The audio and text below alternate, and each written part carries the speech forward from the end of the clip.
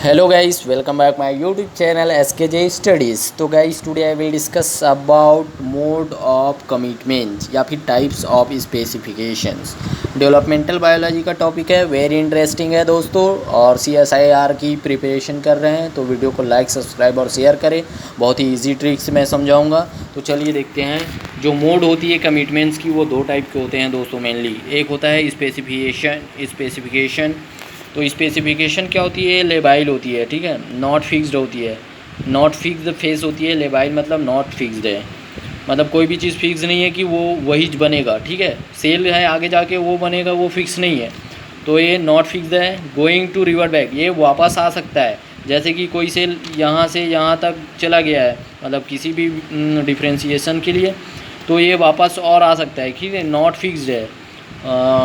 In case commitment is reversible, ये वापस आ सकती है। तो इस प्रकार की कमिटमेंट्स को क्या बोलते हैं? Reversible. Change fluctuate depend upon condition, ये क्या होती है? चेंज और फ्लक्चुएट डिपेंड ऑन कंडीशन पर, अलग अलग कंडीशन के रिगार्डिंग ये चेंज और फ्लक्चुएट हो जाता है, इस प्रकार की कमिटमेंट। दूसरा होता है डिटर्मिनेशन तो पूरा फिक्स होता है भाई, ठीक है, इसको कोई बदल नहीं सकता।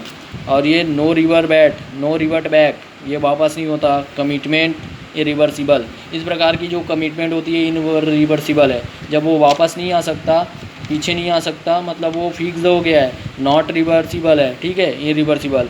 Cell is a called a determined, और इस प्रकार के जो सेल को क्या बोलते हैं? डिटरमाइंड सेल कहा जाता है, ठीक है।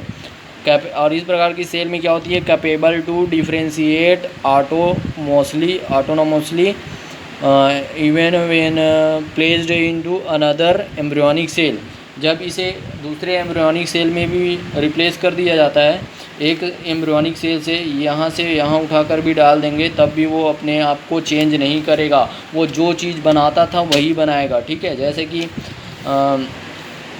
जैसे कि ये देखिए, एग्ज़ाम्पल इधर है, ये देखिए, ये क्या होता है? ये मसल सेल ब्लास्टोमियर सेल है एम्ब्रियो का, ठीक है। इसको जब यहाँ ट्रांसप्लांट कर दिए, कौन से सेल में? किडनी फॉर्मिंग ब्लास्टोमियर सेल में, तो उसके बावजूद भी ये क्या करता है? मसल सेल ही बनाता है, मतलब ये डिटरमाइंड सेल हो गया है, ठीक है। वो डिटरमाइन अपना फेट फिक्स कर लिया है, स्पेसिफिक हो गया है।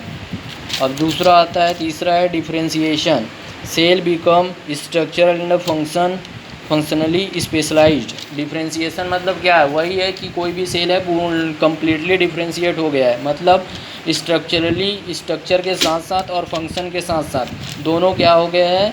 स्पेशलाइज्ड हो गया है सेल, कि वो वही काम करेगा और वही चीज़ बनाएगा, इसलिए बोलते हैं वो डिफ्रेंशिएशन हो गया है।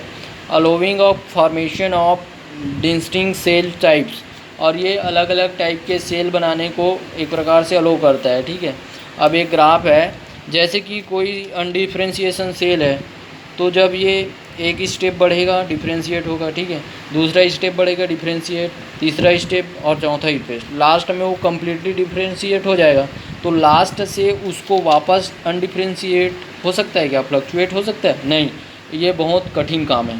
तो चांसेस कहाँ कहाँ होती है रिवर्स बैक होने की? फर्स्ट स्टेप से दूसरे स्टेप, और फर्स्ट स्टेप में सबसे ज़्यादा चांस है, हाई रिवर्ट बैक होने का चांस है, ठीक है, क्योंकि ये पास में आसानी से रिवर्ट बैक हो सकता है और ज़्यादा चेंज भी नहीं हुआ है। और जैसे जैसे चेंजेस होता जाता है स्थायी हो जाता है, ठीक है, स्टेबल, उसके बाद थोड़ा कम चांस होगा रिवर्ट बैक होने का, उससे और कम चांस होगा, फिर यहाँ रिवर्ट बैक हो ही नहीं सकेगा, क्योंकि ये कम्प्लीटली डिफ्रेंशिएटेड सेल बन जाएगा, डिटरमाइंड हो जाएगा, ठीक है। तो सबसे पहले कम डिफ्रेंशिएट, ज़्यादा ऐसा करके वो स्टेबल कम्प्लीटली बहुत ही ज़्यादा डिफ्रेंशिएट हो जाता है। तो गाइस वीडियो को लाइक सब्सक्राइब शेयर करें। ये CSI नेट में आने वाला बहुत ही ज़्यादा इंपॉर्टेंट क्वेश्चन है, क्योंकि सेल फेट मैप से कमिटमेंट से क्वेश्चन आता ही आता है। तो गाइस वीडियो को लाइक सब्सक्राइब शेयर करें। बहुत ही मेहनत से आपके लिए नोट्स बना रहा हूँ।